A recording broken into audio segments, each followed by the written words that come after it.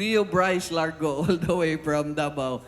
He has some words for us and everyone nga magtanawan nga video po.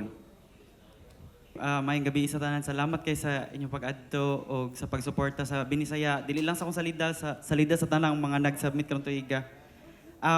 Kato, gusto lang po una magpasalamat kay Direk Kit o sa Binisaya sa tibok team kay ako ra man yung gipasa ang Sunday kay wala man jud ko expectation nga makuha siya sa Binisaya kay ako ra man ang nag-produce sa akong salida. Bali, tanang kwarta nga gigamit para magbuhat sa salida gikan sa mga bulsa sa akong pamilya, sa ako ang mga amigo ug sa ako.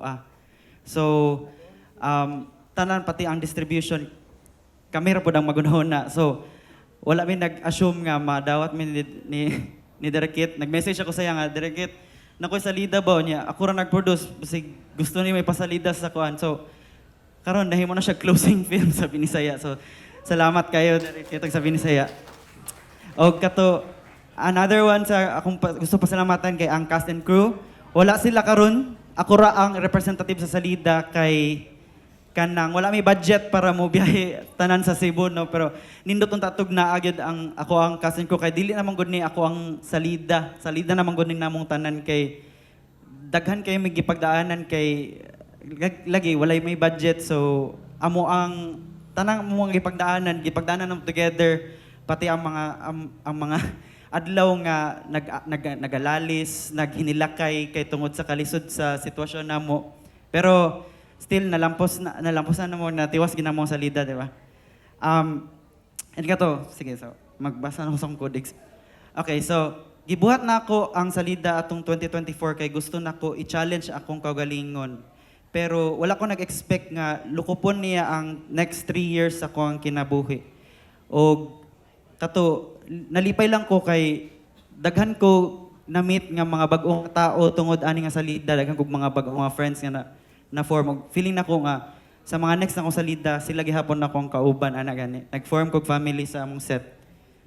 O kato, kung unsa inyong nakita karon, resulta siya sa pila ka tuig nga balik-balik na kog tan-aw sa salida. So gikapoy na kog tan-aw sa akong kaugaling kong salida.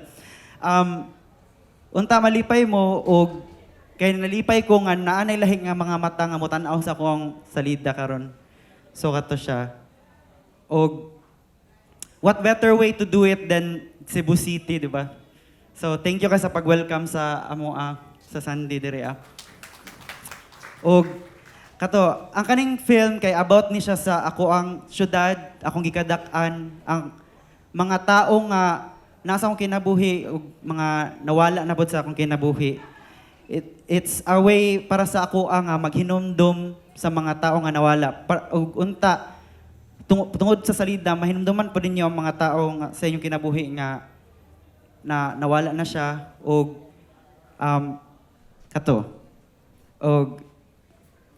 ang salida kay usa ka paghinumdum. O kato lang, importante kani siya nga salida sa amo kay kato, self-produce siya, and unta,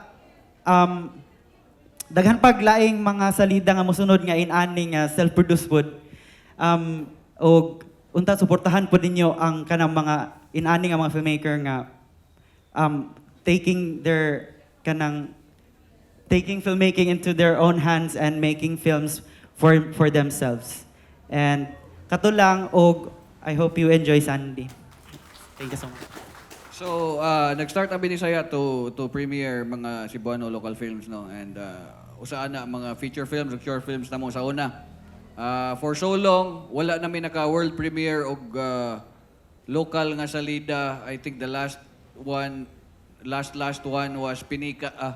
Last year it was Pinicas. Before that it was Huwebes. So dagko kayong gap. Not every year na ay independent, locally produced feature film.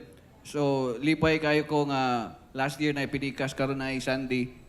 I hope next year na ay something else nga mo come out and mag-premiere sa Binisaya. So salamat kayo Neo Bryce sa pag-share sa imong salida. And without further ado, everyone, please welcome Sandy from Davao.